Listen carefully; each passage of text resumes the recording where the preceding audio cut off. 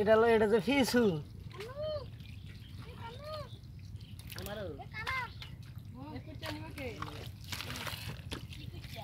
এটা কি বাইং মাছের মতো কাদার তলে চলে যাচ্ছে না? আরো ভালো ই করো।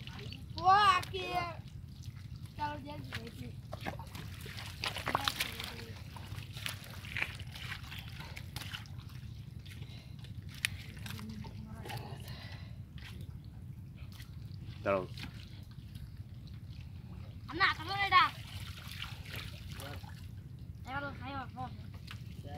এটা তো মাছ এক ধরনের, তাই না?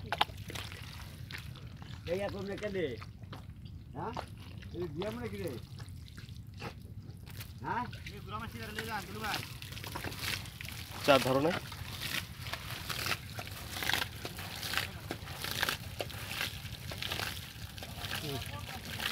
কুচার মুখটা দেখি একটু কেমন।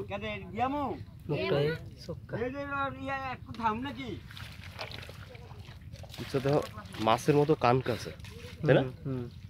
এই যে পাশে এই যে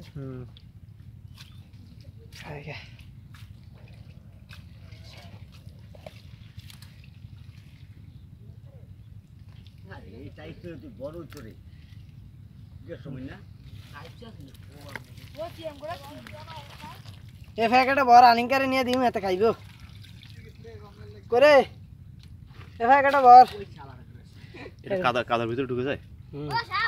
গেল আর বার করা অনেক কষ্ট।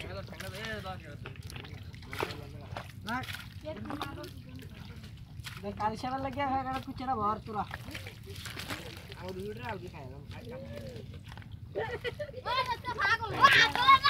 এটা বাইং মাছের মতো। কি করবে এটা? আর দাঁড়াও, আরেকটু দাঁড়াও, এটা খাইবো আরেকটু ইয়ে করি এটা, আর 2-3 মিনিট হোক। কুচা কয়টা পাইছো?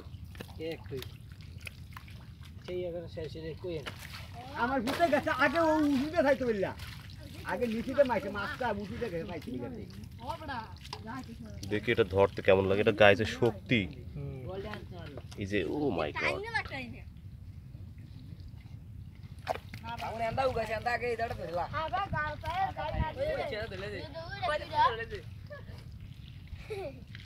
বিশাল এক কুচ্চা, এটাকে ইংলিশে বলা হয় ইলফিশ। এটা দেখতে অনেকটা মাছেরই মতো, এটা মাছের একটা জাত, মানে বাইং মাছের একটা জাত। যদিও আমরা এটা মানে অনেকে এটা গ্রহণ করতে চায় না খাদ্য হিসেবে, অনেকে মনে করে যেটা খাওয়া যায় না। এটা আসলে একটা মাছ, ইলফিশ বলা হয় এটাকে। এই এটা তো যদি মোড়া মারবে এখন।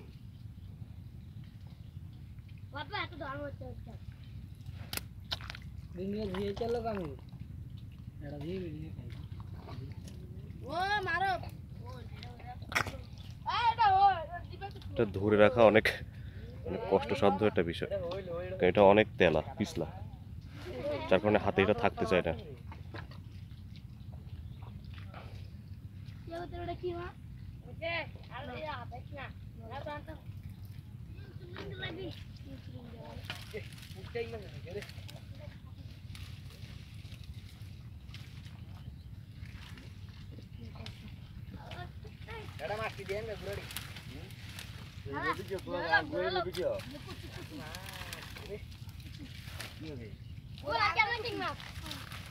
কি খুঁজছো?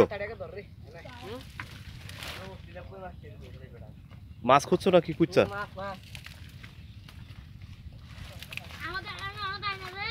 কি মাছ আনো? কই মাছ কে এর ভিতর লুকায় থাকে?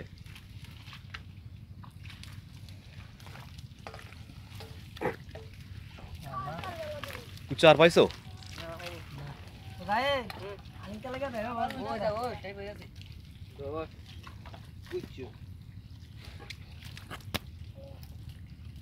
এটা হাতে রাখা যাচ্ছে না, অনেক পিছলা এটা।